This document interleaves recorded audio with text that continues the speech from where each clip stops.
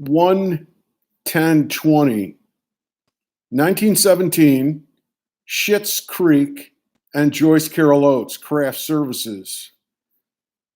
I'll pass on that old time religion.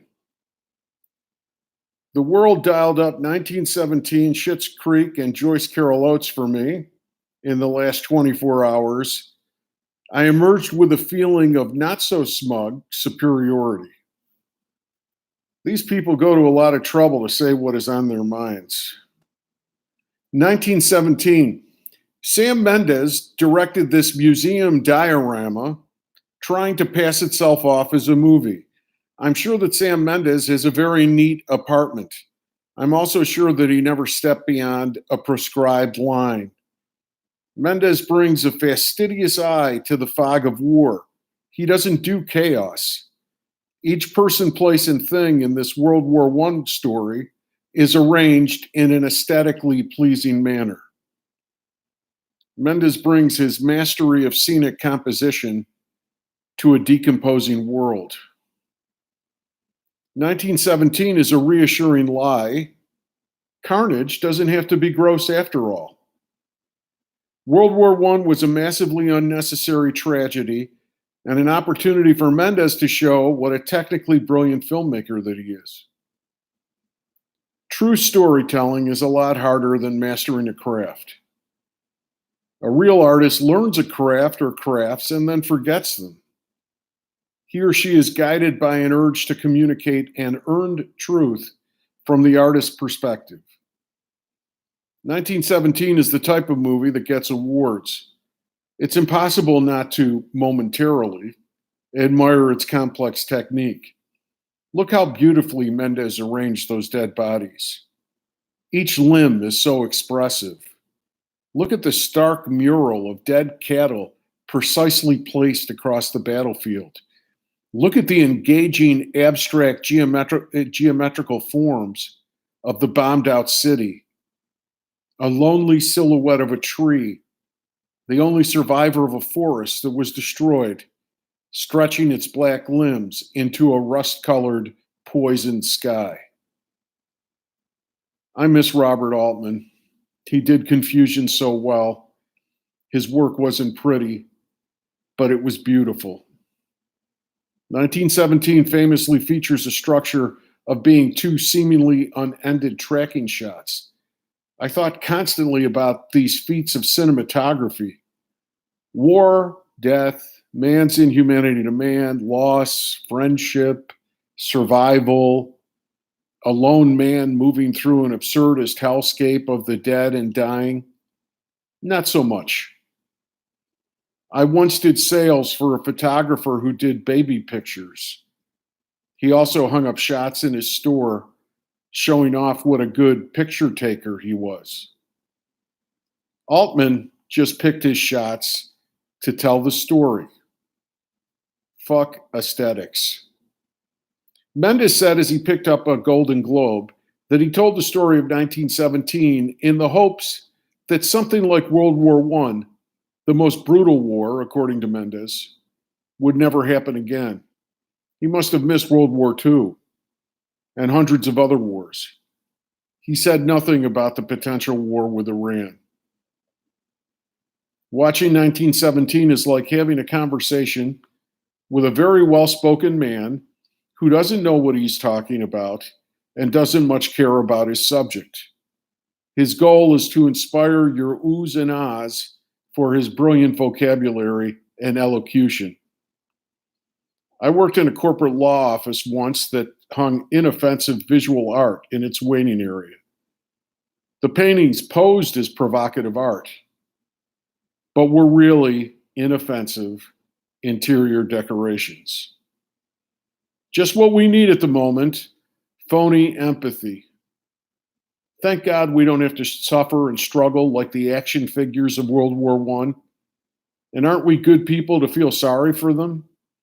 And isn't Sam Mendes so cute in the way he busts his ass for our approval? Now let's go to that restaurant with the engaging atmosphere and the charming waitstaff. Schitt's Creek. Speaking of sentimentality, I met Eugene Levy once. He was holding court with a big group of people talking about making money. He was very serious about every possible dollar, like the couples my parents used to play poker with when I was a kid. Schitt's Creek is a sitcom soap opera. I don't enjoy sitcoms or soap operas. Eugene Levy was on SCTV. One of that show's famous sketches was The Sammy Maudlin Show. Schitt's Creek is just plain maudlin. I like Eugene Levy. I'm not going to write here about his show. Schitt's Creek is awful. Let's leave it at that. I'm going to write about Eugene Levy and his family, people that I know nothing about. Schitt's Creek is a family affair. Eugene Levy co-created and stars on the show with one son. A daughter acts on the show. Another son produces. Here is my imagined story of the Levy family. Eugene Levy's father was a businessman or wanted to be one. His mother wanted to act and played the piano at family gatherings. Eugene Levy's supportive wife stays in the background. Eugene Levy has a gay son and has never been disturbed or conflicted about his son's sexuality. Eugene Levy worries a lot about his children's financial security. He and his gay son created this show and employed the rest of the clan. The entrepreneurial gamble paid off, and everyone is making a nice living.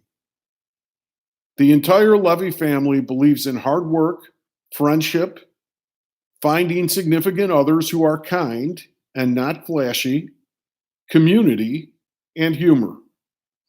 The Levys are very nice middle-class Canadian people. Since they are Canadian, the Levy's entrepreneurial spirit is leavened with socialism and good manners.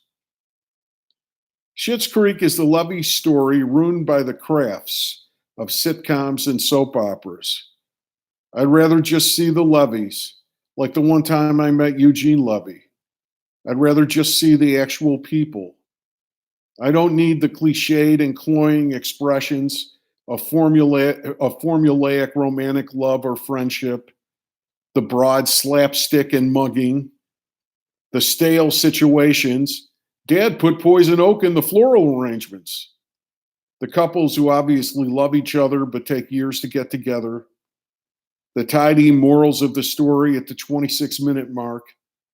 The ersatz warmth awkwardly play acted by genuinely warm people. You don't need to watch Schitt's Creek. My few paragraphs here, unburdened by so much unnecessary craft, is better than the whole show. But you may want to watch the show anyway to support these sweet-natured mopes who wouldn't hurt a fly. Joyce Carol Oates. I watched a video promoting Joyce Carol Oates' masterclass in short story writing. I was curious but not interested. I accepted taking the bar exam and being certified to be a lawyer. I am not interested in certifications in order to write.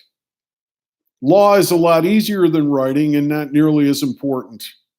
Practicing law is a defined occupation. There are basics that all practitioners need to know and accept. Writing is something one creates oneself. You don't learn how to write in school. You learn by living your life.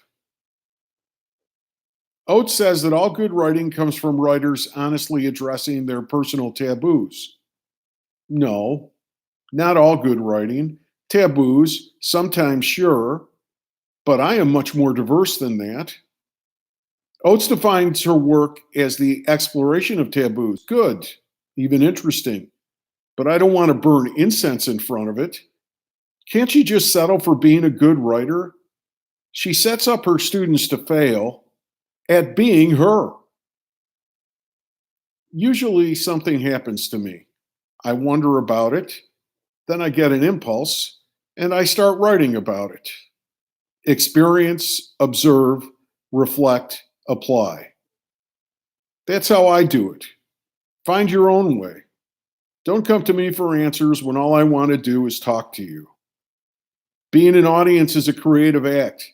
You have to show up and make meaning for yourself. I write to make meaning for myself. I can't make it up for you. If you engage with my words, then you have to come up with something. Oates says that everybody has at least one story to tell. I say that I am living a story that won't end until I die. Actually, stories don't ever end. They morph into other stories. Oates is selling seats in her class. Everybody lives a story. Not everyone can tell it. Writers tell everyone's stories, not just their own. Listen, literary forms are fine. I've enjoyed good novels, poems, and essays. But for me personally, I like the examples of visual artists, where the nature of expression leads to more innovation of the form. I don't need any rules regarding craft. I start with the thing that I am compelled to say, and I figure out the craft as I go along. Joyce Carol Oates presents herself as an authority on writing. She's an authority on her writing. Her way has nothing to do with me. Personally, I like to reinvent the wheel. When today's inspiration turns into tomorrow's requirement, creativity dies. Craft should know its place. Art picks up craft and puts it down, sampling and selecting from 1,000 paintbrushes. Craft is utility.